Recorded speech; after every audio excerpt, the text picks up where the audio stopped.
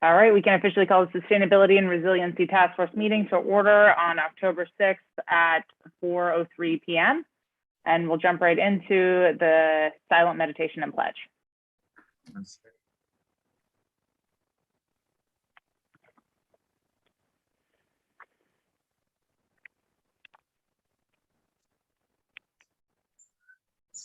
Okay.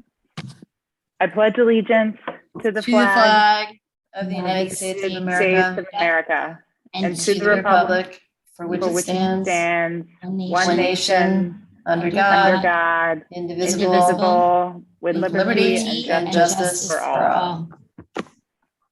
Second. Okay, great. And roll call, Mayor Nickerson. Roll call. Member Webb. Here. Member Valencia. Present. Member Fruestone. Present. Vice Chair McLean. Present. She's here twice. Chairperson Carpenter. I'm coming in on my phone so that when I move in a few minutes, I'm still have continuity in the meeting. So we're going to live with two of me for a few minutes. We have a quorum plus. Chairperson Carpenter, do we get a present by Chairperson Carpenter? We good? All right. Yes, present. All right. Any changes to the agenda? Mayor Nickerson? I have none from you? None from me. Okay. All right. Well, great. Can I get a motion to approve the agenda?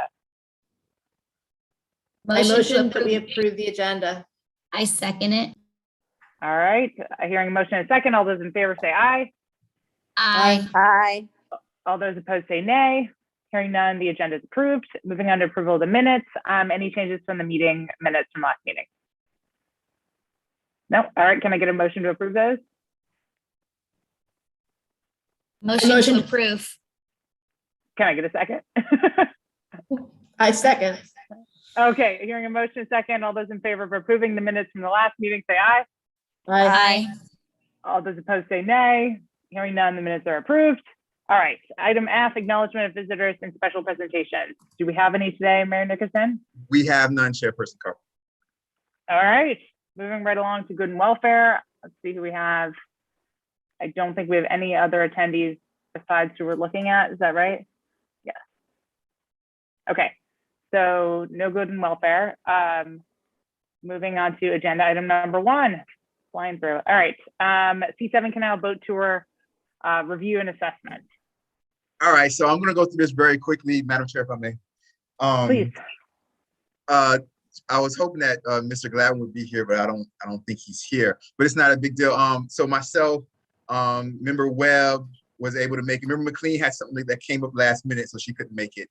And Mr. Gladwin was there also. So we did the boat tour. I'm going to go over a couple of things. This will be real quick. I've been trying to send it to you guys since we've gotten back from the boat tour for some reason. So that, when I try to email it to you guys, first of all, I can't do it as a link. They have me do it as a that OneDrive thing. And then every time I try to upload it, like it gets part way through, and then it says that file can't be attached and things like that. So I'm going to continue. I'm going to figure out a way to do it. But that being said, just want to bring this up very quickly.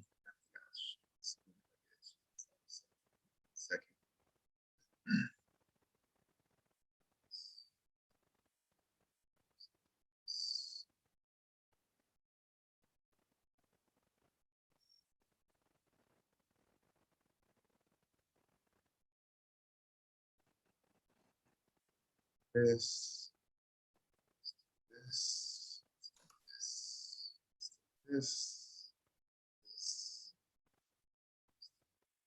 All right, everybody see this? Yep. So I was on myself. I was on one boat. There was 2 boats, and then Member Webb and Mr. Gladwin was on another boat. Next meeting, hopefully Mr. Gladwin will be here. I know that we'll probably have more time, and maybe they'll be able to tell kind of like their experiences from their boat. That might have been different from what the conversation they had on their boat and the conversations I had on my boat. There are a couple of things I just kind of wanted to show you guys since I couldn't, I have yet to be able to send it. So I'll find a way to send it to you guys. And this is nothing. right. How it It's was. not that bad. It gets bad at the structure. This, yeah, start We seeing have to trash. hold that water before we can move it out because Here, they were talking about how they do find a lot of dogs in the canal that they have to pull out because dogs that bark at kayaks and bark at boats that come by, sometimes they fall in. And if the individual's not necessarily here, but there's other places to where, you know, people might have like a storm wall, but they won't have, so they have a storm wall, but they won't have a fence. So the dogs fall in and they keep swimming, but can't get back up. And therefore they end up drowning. So they say that happens a lot. They say like every other week, they usually have to pull a dog up out of there. They said, yeah, that many, which was surprising to me. I want saltwater getting in. Trash. So it's not, we're not moving it. We don't have these issues. This is our biggest monitors on the garbage. This is unincorporated. Yeah. All right, so right here, we're in unincorporated days. So we started off like, you know, around a little bit further up from El Portal. I had no idea that the C7 canal is like a big circle, right? Remember, Webb, did you notice that? I had no idea it was a huge circle, that it opens up at one point. It opens up, it gets really pretty actually. Like it opens up wide and gets really beautiful when you get down over by Hialeah, way out west. And then it circles around and comes back to El. I was like, oh, we're back at El Portal. I didn't know it was a big circle. I didn't know that. Right here, I have everything marked. Right here is where they start kind of talking about the trash. So I'm gonna let this go for about a minute. If you notice all the debris that's just floating around, Yeah. well, that's coming from I-95, homeowners throwing their garbage in the water. Look at all this. Look at the debris on the edge here. Oh, there's a cooler over there. Yeah, it's like. Yeah, you know, typically we clean up these banks and these right-of-ways, so we don't have these issues. So our biggest fear, at least on the water management side, is one of these big trees falling in. Right. Cleaning that structure or flooding everybody out all the way into Hialeah Gardens. Right. So the idea is to remove this, but we don't have the easement to facilitate that here. So you know. And what's that pipe? When our tugboats come through here, they ride the Probably edge, sprinklers. and all the stuff on the edge of the bank comes out, and they pick it up. Okay. So most of our debris is debris. So how did it happen that you guys don't have the right of way? I thought Tugboats. We plow this The thing. neighborhood's really old, so since it's a really old neighborhood, See that right there? That's a They're perfect older than the example. district. How's that I came from possible? somebody's yard. They cut their stuff and they throw it right in the water. Older than the district? yeah, older than the district. So when you're talking about, I think some of these houses are in the 50s, aren't they? Oh yeah, definitely. Yeah. So we had to work around what was existing Got it. and what we had. Is We the, made is the person who's speaking the that far Look at ahead. this nice. resilience person? So the person speaking, so it's South Florida Water Management. The woman, is that the new resilience person there? The woman is the resilience person. Yes, she's the new resilience person. What they were talking about right here was like the age of the houses, and they were talking about South Florida Water Management District and if they have the right of way or not to be able to have the the authority to be able to do what they can do. And he was saying that with most of these houses, since they're so old, they do not have the right of way. Yeah, that's my understanding from taking a ride with these guys previously is that this is one of the only canals where they don't have the right of way. And that's one of the reasons why we have such inconsistency with the banks and the seawalls and all the maintenance issues along the canal. Absolutely. A lot of stuff from sloughing in and falling Let's go to 4 minutes, and that's what we said. it up. But the actual The nutrient nutrient content, and fertilizer, herbicides. This section here, is That's known what's for killing all the you. people dumping their cars in the water. cars. Yeah, we found a lot of cars. But we put a wall up over there and it slowed it down. Yeah, and I mean, once you get past The here, homeowners that very live there industrial. don't like and the you wall. start, with all those issues. And even in the park. Never gonna over please here, everybody. It's barriers. Irela, what we were talking about the other day with him was that, you have a lot of folks in Hialeah that live on the canal and they're cognizant, right? They're like, we're not going to dump things into the canal. Right. But then what happens is they'll go to the street and then they'll pour antifreeze or whatever Right. it is, and they don't know. They don't know that it ends up here. Right. So That's the education aspect that we have to. the slogan, and we're gonna start a big campaign. That's where I We live. start raising money with the Miami Foundation. So we started a fund. So right here, she's going to talk about how they're going to start a campaign soon, an education campaign that they're going to start to do. And I'll let that play for like a minute. In Westchester? Biscayne Bay Recovery Fund. And we're gonna release, we're gonna release 3 designs of the license plate that the legislature passed last year. So 3 designs are coming out. We're all gonna get to vote on our favorite design. And then we're gonna reveal the final design, the people's choice, later in November. And so that's gonna take time to raise money from that. But in the meantime, we're going to do, or not we, but the foundation's going to, hit up some, big cats and dogs in the community to donate some money. And we're hoping that we can launch a big community multilingual campaign. Everything that you do on land ends up in the bay, no matter where you go. Hialeah, Doral, like everything's connected through our stormwater system, through our canal systems. It all ends up flowing into the bay. And that's why we're having fish kills. And that's why the manatees are dying. And that's why our economy is linked. Just because you think your job has nothing to do with the bay, it does. Yeah. You know what I mean? And so those kinds of messaging is, we're hoping that, like all of the cities, and now, we're building this board with so we're gonna have municipal representation. We have Coral Gables, we have North Bay Village. Yes, I am. We have Miami 33 Shores, years. Color Bay, appointed. There's 4 cities, a league appointed 4 cities. And it rotates. Oh, whatever we can do, I was telling you, whatever we can. The next thing we're gonna go to, you guys. So there's an education campaign that they're starting. Yeah, go ahead, Chairperson. Is that 95 they're going under? No, I don't believe that was 95. Further We might have west. passed 95, I believe, before. Okay. Yeah. Because now I believe we're further out west. We're further west than 95. You'll see right now. I'm Oh, gonna the fast- boat's going west right now. The boat is going west. Yeah. Okay, thank you. Yeah. We end up in Hialeah. So we end up in Hialeah and then it circles back around. I'm going to forward it to where you guys are going to start to see Hialeah. A couple minutes up, you guys will start to see Hialeah and what the problem is and what flows down towards us. And I'm going to do that right now. We're more than happy to help.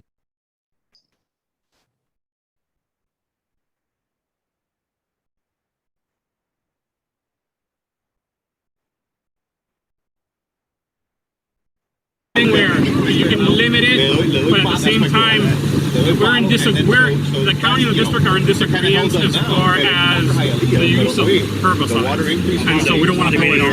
When you look at a 10-year Yeah, period. see, this is the problem. Okay. Oh, yeah. Oh, boy. And so whenever you come around like car dealerships and industrial type of areas, it's just Yeah, that's the problem. Is areas like this where we don't own. We can't get in here. We can't get in here. Who can? Nobody can. Nobody What can. do you mean? Nobody can really. The only way to do Code it is to enforcement, have somebody's got it. code enforcement could do it. Hang on a second. Right. I know where we're at. We're at 32nd. Yeah. We used to have. Omar, can you pause? Company. They So one of the things that we've talked about with the Conservancy and water keepers is the fact that actually water keepers has a whole, I think this is maybe outside the purview of this, but I want to raise it here for the public record because we've talked about it at the Conservancy.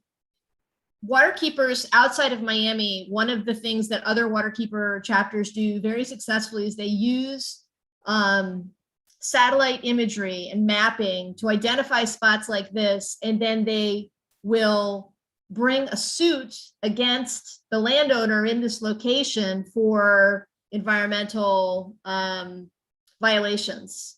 And waterkeeper chapters actually use that money to run their operations. So it's a whole thing, but there are ways for people beyond South Florida Water Management to actually force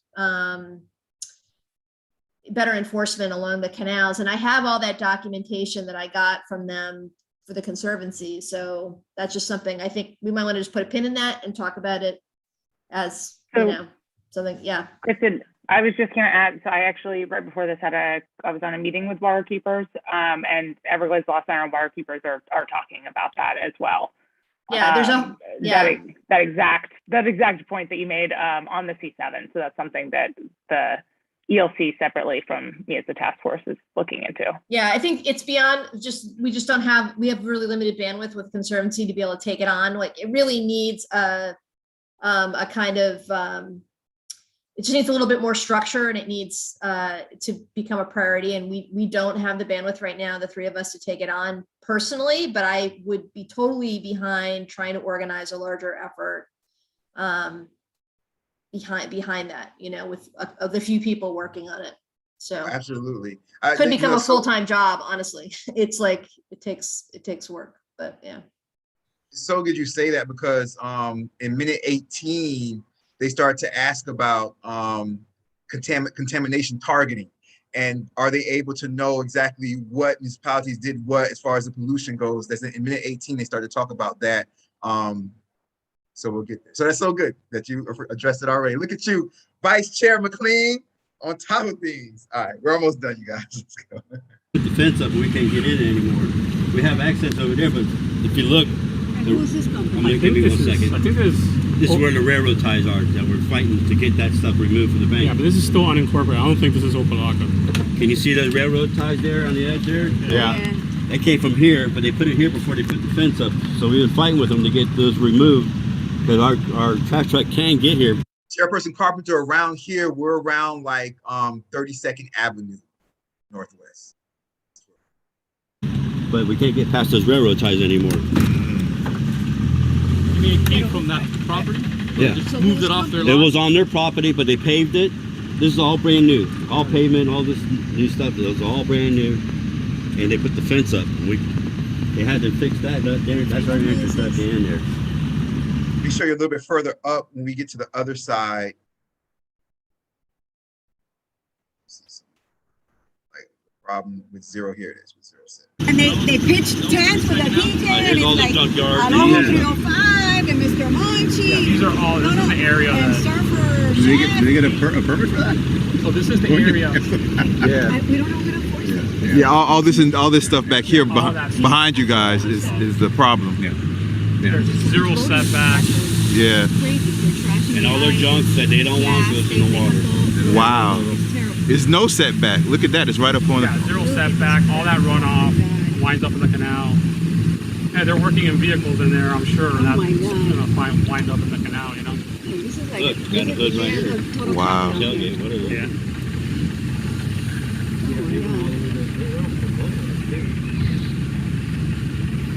As you can see, it's about ready to fall in over there. Yeah. Get to the end by the bridge, and then we'll just turn around, and then we'll turn around. That bridge So there? this is all on the I think this C7, is folks. kind of what I wanted to. Oh, okay, because there's more down that way. No, I know. Okay. And then How we far are wonder we from the why Sedanos area? there's so much nutrient pollution in the bay. This is why. Well, the fiberglass shops, there's fiberglass shops in here too that build boats and stuff too. Yeah, we just Little machine okay. shop here. Yeah. I'm surprised how you. Look at those chickens. I feel like I'm in Hialeah seeing those chickens.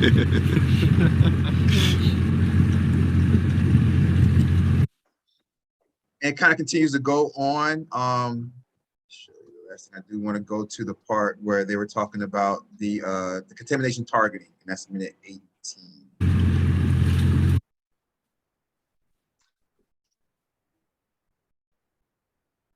That, and then you'll get into, when you get into the Hialeah area, you'll have like the long right-of-ways, but they're open, but look, it must like people dump stuff on them. And then it eventually, not saying on purpose, but you know, they put it out there, Yeah. and it falls into the canal. No, not saying on purpose, in my Spanish. Oh, wait, do you think there's a way that we can target,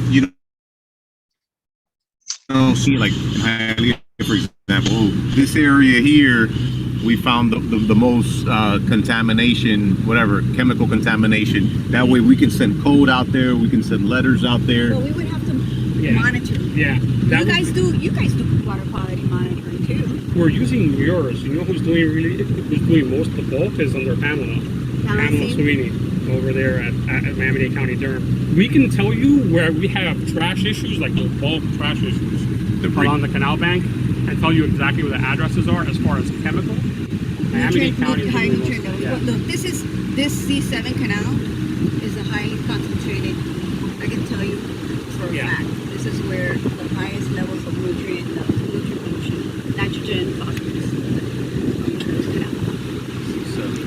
So I have two, you guys. So like I said, I'll try to continue to see if I try to send them to you guys. I have two videos. That one right there is like 19 minutes. The other one is the more open area. Where I say it opens up, it's the more open area. And that one right there is like 9 minutes or something like that. I'll see if I can, send you guys both of them. I'll try to find a way. But Can I suggest a way? So Yeah. you may be able to upload it through a private YouTube account. And then you send us the link and it's private so that it's only available to people through the link. Because YouTube has a larger bandwidth. You might be able to do it that way. I'll create a YouTube channel. Yeah, exactly. And then you upload it there and then you can give us a time limit. If you don't want to keep it up there, you just send us a link and you will tell us we have this much time to see it. Yeah, no, Well, no. I mean, yeah, no, I depends, understand. like, because it takes a lot. I don't know if you're truly limited as a channel, but it could be El Portal, the village of El Portal may have a channel. And that gives you more space if you're a channel than an actual account. I mean, we do have a channel, right? We have a channel where you can go see all of our videos and meetings and things like that. So we have a channel. I mean, I could put it up and just put it up on the channel as, the boat tour. Yeah, and then you can make it for everybody. private unless you want to decide to release it to the public. Like this is what goes beyond El Portal. Yeah. Because I know I have thought about it, but I didn't realize, wow, it really true. Like I know it goes into Hialeah, but now you see it goes through the warehouses, it goes through this area, and it goes into Hialeah. So that's a reality check. Madam Chair, the floor is yours. Thank you, Mayor Nickerson. That's really, really helpful. Especially as I mentioned, following Kristen's great comment in light of the discussions that Everglades Law Center has been having with waterkeepers about the C7. Was there any action items from the districts or takeaway? I know Arella Begay was on there. Was there like a next step, or this is how we're going to move forward? Following that tour. Not necessarily. They were like, this is the problem. They spoke about the education campaign. After we finished, myself, the gentleman that you guys saw on there, he's a commissioner for Hialeah.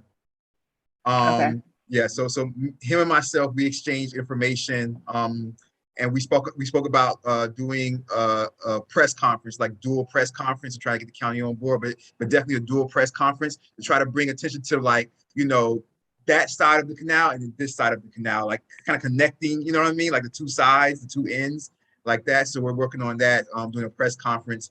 I think November, and Kristen might know a little bit more about this.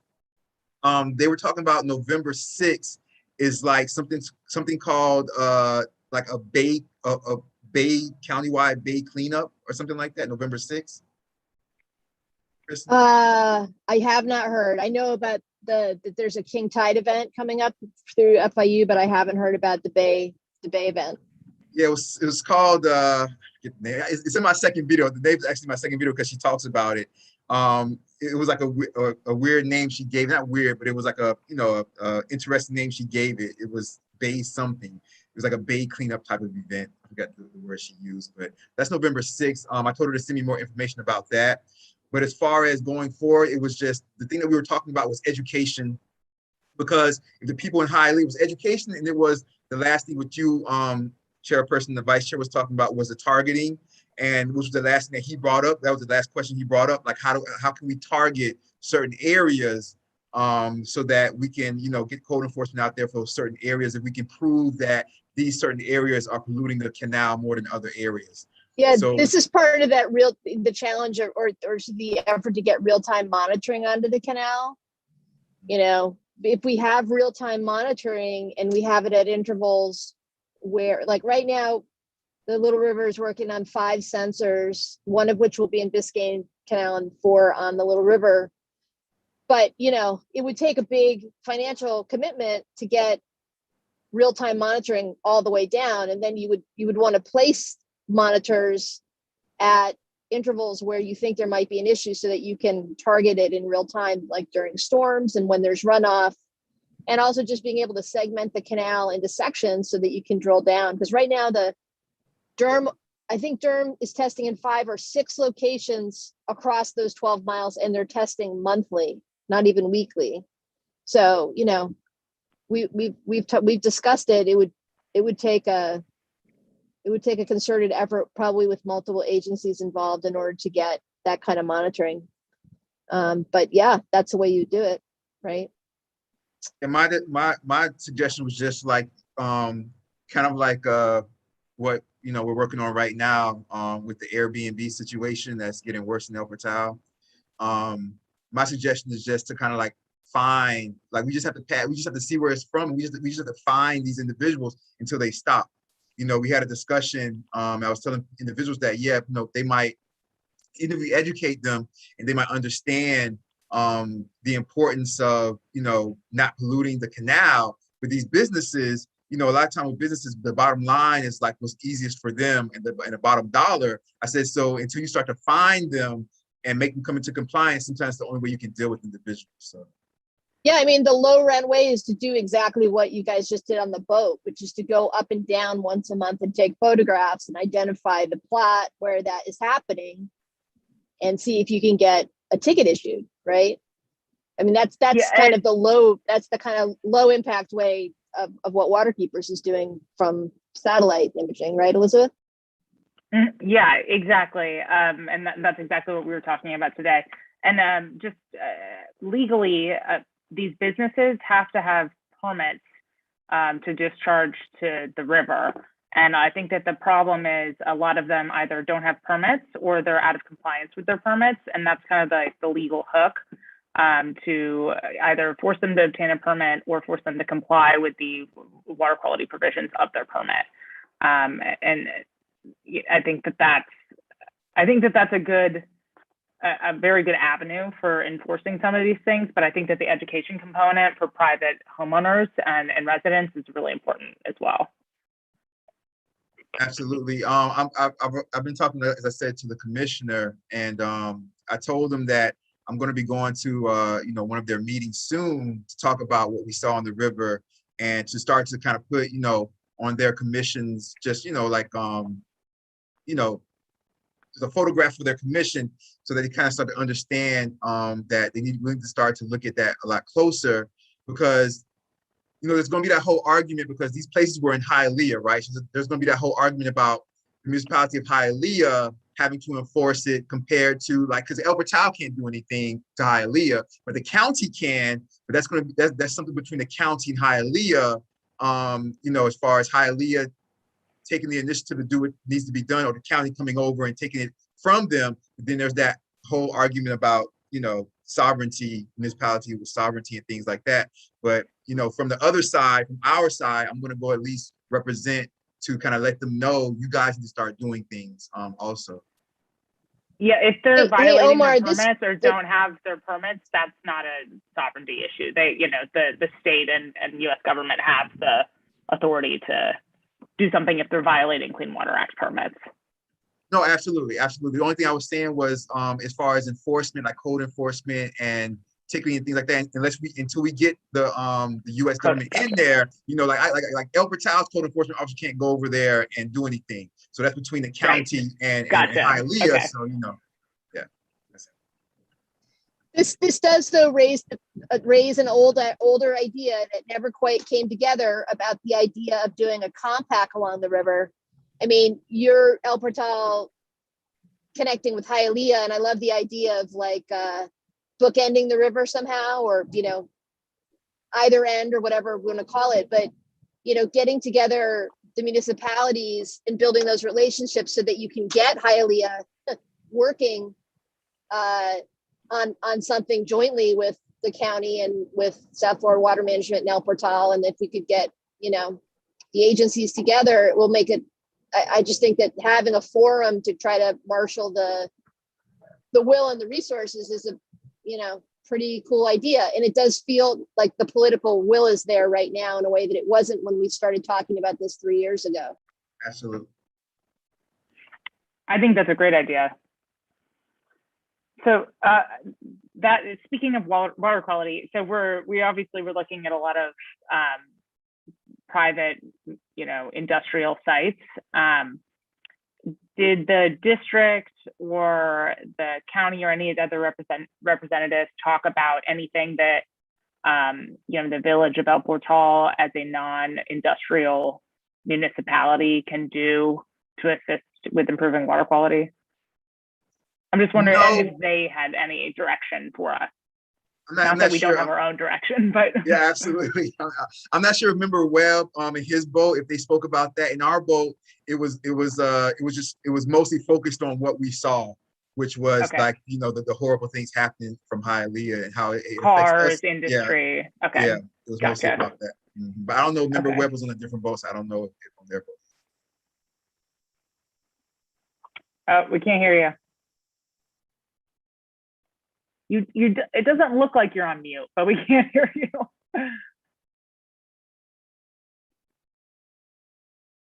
You may have to unplug.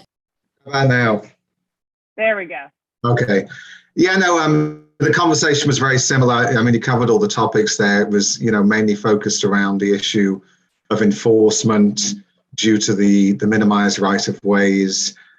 We saw a lot of, outflow pipes as well, although some of them might be inflow pipes as they were sucking water up, but obviously a lot of outflow pipes and trash. And yeah, they didn't specifically talk about, they said they were happy with us. El Portal was doing a good job, and obviously we're not industrialized, so we're minimized to just trash. The big thing was education, really. I mean, it was eye-opening for us to see the damage. I mean, we know about it, but seeing the extent of it, and it's that carrot and stick. I mean, we can educate people and have them police themselves, but I think there has to be some enforcement as well and fines.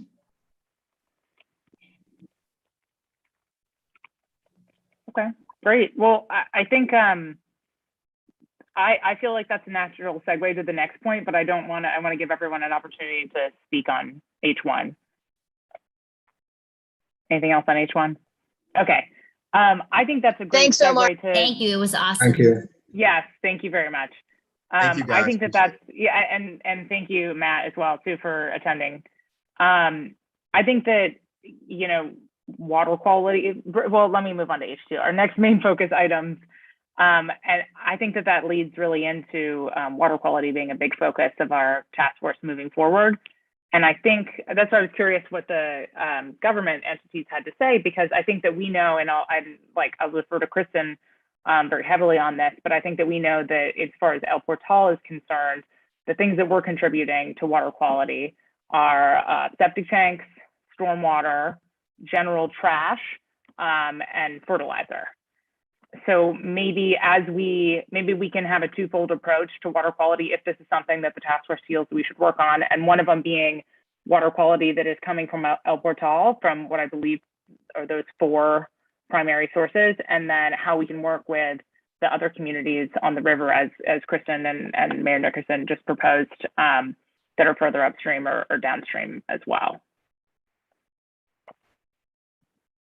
But okay, Maribel likes it. Yeah. For taking the videos and sharing. What was that, Kristen? I agree. Makes sense. It makes sense. Okay, gotcha. Yes. And so okay, so we can focus on water quality from that 2 kind of split dimension, and we've already started on all of this with septic to sewer, with our fertilizer, with our stormwater. I think the only thing we really haven't touched is trash. But other than that, we can keep focusing on those items we've already focused on, and then continue to move forward with stronger, efforts and keep them moving. And then also and I'm basing a lot of this off of this great, super helpful presentation Mayor Nickerson, but education as well. We kind of put a pin in the composting education program. Is that, we said this is great. We should provide an easier access to composting in El Portal, but then we need to teach people about composting. And it was Maribel that brought it up about the fertilizer ordinance. If we're going to have a ban on fertilizer application, we have to tell people that this exists and make it more accessible. So maybe, a separate component from water quality could be educating the village on environmental issues. And I think that that could be really fun and also really broad. We could educate people on stormwater, that, you know, what you're putting on your yard ends up in the stormwater system and into the river and the bay, how composting works, what you can and cannot recycle, energy efficiency, climate mitigation. Like, it could be really broad and diverse, and could be kind of something that is an ongoing program that runs behind our other, perhaps more, I don't know, just our other programming as well. So it's just another suggestion. I think that's, Madam Chair, if I may. Of course. Yeah, I think that's perfect. I think, you know, focusing on that, you know, in the two-prong detailed approach that you mentioned is perfect. The education aspects, so we have that. Then we have the overall education aspect. That could be the second thing, right? So we have the first thing, the water quality. We have, you know, A and B for that. Then the second thing is overall education. That's the second thing. And the third thing I think that we should focus on is we have to continue to try to find out what happens in a flood event with the county, with us, with our police department. And we have to, I think, remember Vice Chair McLean mentioned last time, looking back at our emergency plan, the village's emergency plan. I'll see if I can get the village manager on here for our next meeting. Looking at our emergency plan and adding those amendments that we first talked about when the task force first came to be. We talked about kind of adding amendments to the emergency plan that we wanted to see put in place. So I think with those three things, water quality, A and B, education, and then our flood plan. Those are the three things I think going forward, which would, you know, that we could focus on near future. That makes sense as an approach. Yeah, I feel like we've dodged a bullet this season, that we've had a very, very quiet storm season. I would really not like a whole another cycle to go by without us addressing that again. Yeah, I think that sounds great too. And then that's also, you know, that's kind of our strategic plan moving forward. But we also have a few things that are kind of floating in the background all the time, and we can address those as they come up, like the AAA plan with the county and other opportunities for resiliency and sustainability as they come up as well.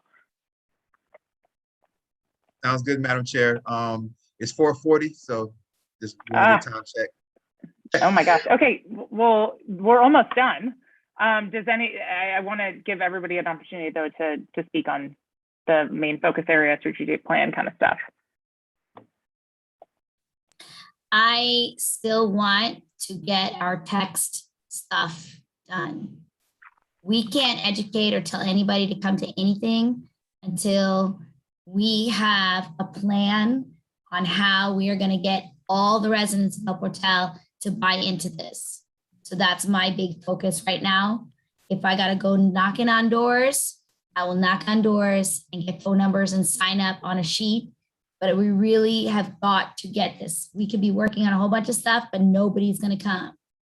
Like right now, we're having a meeting and we don't have anybody attending it. And they could because it's remote. So they don't know about these things. We have one person here. But yes, absolutely. Absolutely. So I think last time I mentioned that the text program I'm putting into the technology grant that we got, which kind of goes into effect December 1st. So that's the first thing. Member Foodstone, I haven't hit your street yet. Member Webb has it already. He got my sheets, my information. He got my my information social media sheets. Did you get those, Member Webb? I did, yes, I did. Thank you. And so, Member Foodstone, I've been hitting every house in El Portal. That's awesome. I've been hitting every house in El Portal with my information sheets, and so those you'll be getting those soon. Let's see if I can go to my information sheets real quick. Can everybody see this? Yeah. So I have this one that most people have already gotten. I just haven't hit your street yet, right? So Member Webb already got it. Stay with us. I got that. Here. We have that one. We have this one, the police one, to see something reported. You got that one also, right, Member Webb? Yeah. Yeah. We have that one there. And then those are the first two. This right here is just my State of the Village, what I sent you guys this morning or whatever. But I have so for all those plastic bags that were ordered that were not being used for the compost, the door hangers. They're being used for this, so they don't go to waste. So everybody's getting this though. Remember, Foodstone, I should be to your block probably tomorrow or Friday. So you'll be getting all of these sheets also. So they're going on every household with a door hanger on every household. So Awesome. Great. Yeah, and in terms of, I'm really glad you brought the texting up as well again, Maribel, and that's what I meant. I don't want us to stop focusing on some of the things that we've already done all this work on and set into motion. But in terms of the education campaign too, I'm looking very clearly at Maribel for help with the best ways to communicate information and educate our residents as well. And that's not a something we have to answer now, but just generally, I We would have our love new your guest. expertise. My cat has decided to attend the meeting. Looks good.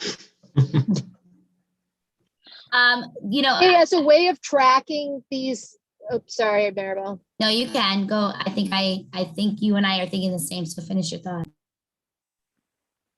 I was just going to say, as a way of tracking these initiatives, can we add to the agenda just, when Courtney was with us, he would have an action points kind of thing at the end of the agenda, but can we figure out a way to just bullet these out and just lightly touch on them at our meetings at some point, just so that we don't drop. We do that though, Vice Chair McLean. We do that every meeting. At the end, I go over all those items under issues and action items. When you look at the minutes, under issues and action items, when you look at the agenda itself, we go over that. Yeah, well, I mean, like things that we've sort of pushed to the side, like the emergency plan, I'm just thinking there are things that we push them aside and then we don't circle back to them. And I just want to make sure that we don't lose those, even though we're not actively working on them from meeting to meeting. No, absolutely. All you have to do is just right now, what you said, just let me know. You can, if you guys think of more, just email me and I'll add them to that section. Okay. All right. I'll add them to that section. Can we put the fertilizer ordinance on that list too? Absolutely. All right. Awesome. Well, I'll keep moving since I know we're at 4:45 already. Anything else from anyone on our strategic plan? Yeah, I mean, I'm obviously kind of new to the committee, and I was just kind of thinking what other initiatives we could introduce, and some of these may have been addressed. I'm just going to share my screen for 1 second. Yeah. I did have a couple of slides, but basically, I was looking at what makes a good green environment. Can everyone see my screen? Yes, and it looks great. And then it even has a cover page. But anyway, I'll jump forward. I came across these 10 things. Where have you been? I love a good slideshow, and I keep it simple. So, really, I'd like to share this with everyone, and maybe they could think about each of these things and probably do a better job of filling it out. So I won't go into too much detail because, as I say, there's probably a lot of initiatives that maybe I'm not aware of, and some of these I've just added in by my listening. But, this is broadly different factors that contribute towards a green space. I mean, these are more kind of city focused, but I think they're also relevant for our village, or at least just as a starting point to prompt discussion. Obviously leadership, strong energy policies. I'm not sure about what we have, but I'm sure there's something there. So what would be the best way to kind of share this so we could maybe, people could have some thought about it, or I'll send it to the mayor. There we go. That would be great. And then the mayor can distribute it to all of us. Because I know we're pressed for time, but I just wanted to kind of put that forward. This looks fantastic. Thank you for putting this together. And I don't want to cut you off, given how great that looks and all the work you put into it. So maybe we can take a look at that if the mayor wouldn't mind distributing it, and then we can put it at the top of the agenda for next time as well and hear more of your thoughts. Okay, sounds good. That looks great. I'm excited. Okay. Is that again, I know we're going to talk more about it, but anything else before we push through? Okay. So next task force meeting, November 3rd at 4 p.m. Good for me. Look for everyone. Okay. Yes, that'll be fine. That's good. Yes. Okay, that's great for me too. Awesome. All right, and Matt will put you at the top of the list for that. All right, great. So unfinished business, review and updates of notes and open items. I'll just say that you guys get me, as always, I'm gonna watch this this video again, and I'll take detailed notes. You know, hopefully, like when you guys look at the minutes that we had today, that we passed today, you'll see detailed notes from last meeting. I'll have detailed notes from this meeting, so I'll have things added on. We do have a hand raised. We can go to him in a second, Mr. Parker. I'll have things added on, but we just say, if you guys think of anything else that you guys want added to our list of things that we're going to keep kind of like up to date and reviewing, just email me those things, and I'll add it to those to that list. Okay. So we'll make sure that we keep those things on the list, and we keep going back to them to make sure that we continue to work on those things in the background. So, all right. Great. Thank you, Mayor. Do we have any open items right now? We do. We Aside have. from, okay.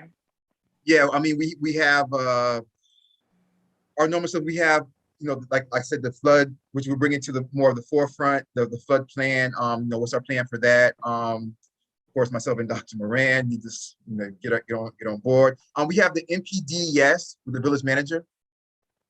Okay. And the last thing we had was the Little River Historic the designation, and we had the text notification service, which is And fertilizer. And fertilizer, yes, which we're going to add to. Yeah. Okay. Absolutely. Perfect. Yeah. Okay. Great. Thank you. And I see Michael Parker's hand up. I just want to get to good and welfare really quickly before we open it up. So anything else in the task force on unfinished business or new business? No. Okay, great. So we can open it up to good and welfare. And I can give Michael Parker access here. Or maybe I can't. Can you? Yeah, I'll do it. I got you. I don't think I can. There we go. Okay. Mr. Parker, you're, if you can hear us, please unmute yourself and say your name and address for the record, please. Oh, we can't hear you. Oh, there we go. Sorry, double mute. Can you hear me now? Perfect. Yes. Great. Thank you. Thank you.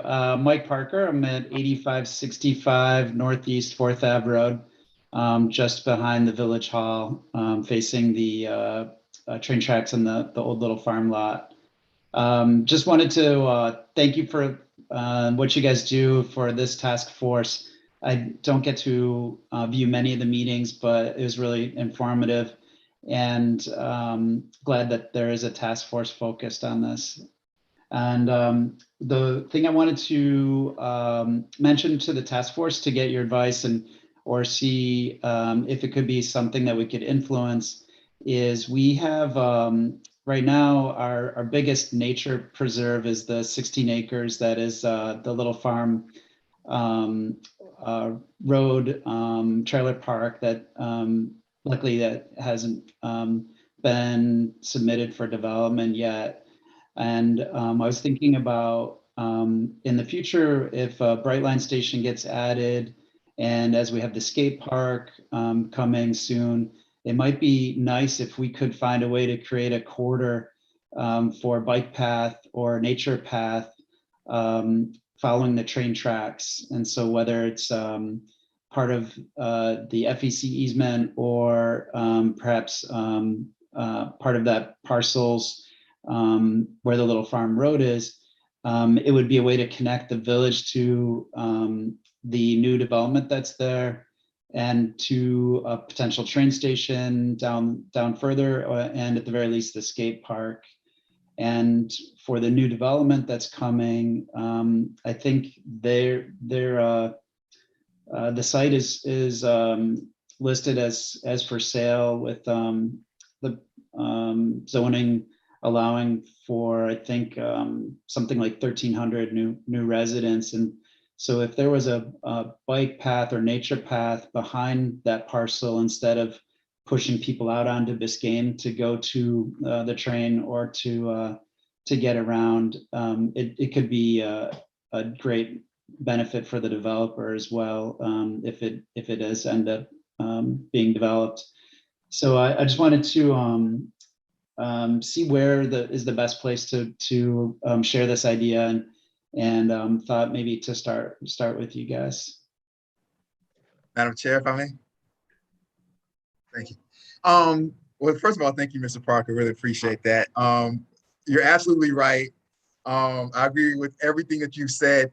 There's a couple of things. So first of all, you came to the right spot. This is the best spot to come for anything that you want to speak about. These are the best group of people you can ever speak with. So we really appreciate you being here. So there's a couple of things that are going on. First of all, the current owners of that property, they're not really doing much to it. Chairperson Carpenter knows there's some interest from another individual to do something with that property. The problem, though, is, well, not necessarily a problem, but what's going on right now is, which is what I mentioned to the task force last meeting, which is that RTZ situation. The county now is trying to figure out what they're going to do with what you mentioned, Mr. Parker, with the Bright Line and things like that. That 79th Street stop was going to be one of their major stops. And they're trying to figure out what they're going to do with that rapid transit zone. That's going to be part of the rapid transit zone. They're still trying to figure out how many miles they're going to go out in each direction, dealing with the rapid transit zone where they want high density. And so what you're talking about as far as a bike path is probably will probably come to fruition anyway, but we have to wait for the county to go through the process of us getting approved for what the rapid transit zone is going to look like on the county level before we can do anything that we want to do and put forward our effort as far as how we want it to look. We are going to continue to tell the county how we want things to look and tell the county how we want it to be developed. But I mentioned to the task force last time that what the county's mandating right now is that we come up with our density floor, not our ceiling, but our floor that they will agree with. Now, I'm going to come back and tell them that, our density floor is going to be one floor. And they're going to say, Mayor Nickerson, get the H out of our face, right? So there's going to be a density floor that they say they have to agree with of the minimum height requirement in their RTZ rapid transit zone. And the second mandate, part of the mandate, is after that density floor is agreed upon with us in the county, we have to pass an ordinance that says that no future county, no future council or commission can ever lower the density floor or change it to change the zoning to be like, single family home and things like that, to try to lower it that way. So right now with that RTZ, we can't do anything as far as construction or development right now. But I'm 100% on board. But I really do feel that part of that RTZ will be bike paths because they're trying to bring a lot more people in that area. Great. Yeah. Thanks for that background. And I'm thinking right now that property is zoned commercial with a certain height restriction. And I know for those of us on 4th Ave Road, right now we face just woods and it's beautiful. And eventually we're it's naive to think it will stay that way forever. But I did think if there's a way we can influence the western border of that parcel where it meets the trail tracks, that could be a potential to have a path that is not for vehicles, but only for bicyclists or even a nature corridor, because I think that connects to the river and we get a lot of wildlife that could cut through there. So thank you for letting me join and happy to kind of continue to stay involved as that plan comes together. Absolutely, we really appreciate it, Mr. Parker, and exactly what you said is what I'm going to be fighting for, and we're going to be fighting for as a village, because as far as giving them or negotiating with them and them mandating that density floor, it's going to have to be offset by nature and by green space. like, you know, we're going to stand hard when it comes to that. Madam Chair, I think Vice Chair McLean had her hand up, Madam Chair. Yeah, thank you so much, Mr. Parker. Kristen, go ahead. No, I just was thanking our guest, and I think that you know, I just think this is a conversation that's going to continue to be really vital and see some movement, I think, in the next year or so. So hopefully we can loop everybody in on that. Great, thanks. Oh, and I just one thing about the you were talking about the text service for staying in touch with residents. I've signed up for the email service, and it comes sporadically. So I tend to sign up again just to make sure, but it may be something to check into just to make sure it's the email subscription service is working from the website to get just your information out. Thank you. I appreciate that. We'll check on that. I'll contact the clerk about that. And you'll be getting my my sheet with the social media contacts soon also. Awesome. And so signing up for that will be a big thing to get things, like, you know, more frequently. Great. All right. Thank you very much. Thank you again, Mr. Parker. Thank you. Okay, great. I don't think we have anyone else for good and welfare. No. Okay, great. Anything else from task force members before we wrap up? Nope. All right. Can I get a motion to adjourn? Yeah, hold on 1 minute. It's just Chief Magnuson checking in and saying, hey, I heard a little bit of it towards the end. I just want to say hello, and I'm not going to stop the adjournment. Trust me. I wanted to catch you before you did, because I learned my lesson. Chief Magnuson, we appreciate you being here. You know the chief. The chief was he's been dealing with a lot. He's actually not even on duty today. You know, he's been taking care of his wife who recently went through surgery. So we really appreciate the chief for taking out his time on one of his days off to be here and check in. That's how much he emailed me this morning and said, you know, I love you guys. He was like, you know, I'm dealing with this situation. And I was like, I understand, Chief. He said, but you know, I'm still trying to make it if I can, even on his day off while he's taking care of his wife. And you know, we keep her in our prayers, Chief, and we hope she, you know, has a speedy recovery. And we appreciate you taking out the time, man, to be here no matter what, whether you're on duty or off duty, man. We really appreciate it. I appreciate that. And tomorrow, just FYI, work related to a certain extent. There's a second series for the law enforcement at the Miami arena, for the basketball arena, the FTX, for the second set of shots. You know, for those that got them the first time. So we're still pushing that, and hopefully that'll go smoothly. I'm not going to be able to attend that, but I did talk to Day Chief, so they'll have some representation there. But again, and anybody really wants to go down there. It's not just for the law enforcement. If they wanted to get their first or second shot, if it's going to be Pfizer or their booster, providing they have already had 6 months elapsed from the time of their second vaccine. So that's all I have today for you guys, but thank you. Thank you so much, Chief. Thanks for joining us as always, and sending all the well wishes for your wife. Thank you so much. It's appreciated. Thank you kindly. Cool. Thank you. All right, anything else from task force members? All right, can I get a motion? Motion to adjourn. Thank you. Second. All right, hearing a motion in a second. All those in favor of adjourning, say aye. Aye. Aye. Hi. All those say nay. Hearing none, the task force meeting is officially adjourned at 5:01 p.m. This might be, Madam Chair, it's 5:01. So it's like we started, you know, we usually start about a few minutes late. You might have tied the record, or maybe beat about a minute, Madam Chair. I'm just saying now. Not 4:45 though. It's not 4:45, but that's okay. You guys all right, take care. Have a great day, guys. Okay, all right, thank you. Guys. Bye-bye. Bye. Thank you, Full Moon. We appreciate you, Full Moon, as always. You guys take care. Bye-bye. Thank you.